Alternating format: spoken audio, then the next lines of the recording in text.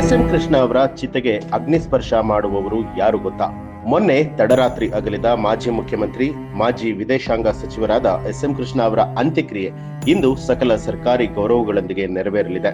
ಅವರ ಚಿತೆಗೆ ಬೆಂಕಿ ಇಟ್ಟು ಅಂತಿಮ ವಿಧಿವಿಧಾನಗಳನ್ನ ಮಾಡುವವರು ಯಾರು ಎಂದು ಈಗಾಗಲೇ ನಿರ್ಧಾರ ಮಾಡಲಾಗಿದೆ. ಎಸ್.ಎಂ. ಕೃಷ್ಣ ಅವರಿಗೆ ಗಂಡು ಮಕ್ಕಳಿಲ್ಲ. ಮಾಳವಿಕಾ ಮತ್ತು ಶಾಂಭವಿ ಎಂಬ ಇಬ್ಬರು ಹೆಣ್ಣು ಮಕ್ಕಳಿದ್ದಾರೆ.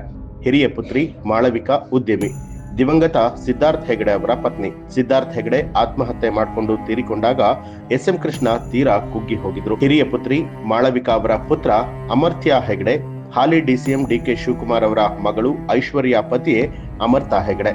ಈಗ ಎಸ್.ಎಂ. ಕೃಷ್ಣ ಅಂತಿಮ ವಿಧಿವಿಧಾನಗಳನ್ನ ಮೊಮ್ಮಗ ಅಮರ್ತ್ಯನೇ ಮಾಡಲಿದ್ದಾನೆ ಅಂತ ಹೇಳಲಾಗಿದೆ. ಗಂಡು ಮಗನ ಸ್ಥಾನದಲ್ಲಿ ನಿಂತು ಅಮರ್ತ್ಯನೇ ತಾತನ ಅಂತಿಮ ವಿಧಿವಿಧಾನಗಳನ್ನ ನೆರವೇರಿಸಲಿದ್ದಾರಂತೆ. ಇಂದು ಮದ್ದೂರು ತಾಲೂಕಿನ ಎಸ್.ಎಂ. ಕೃಷ್ಣ ಹುಟ್ಟೂರು ಸೋಮನಹಳ್ಳಿಯಲ್ಲಿ ಅಂತ್ಯಕ್ರಿಯೆ ನಡೆಯಲಿದೆ.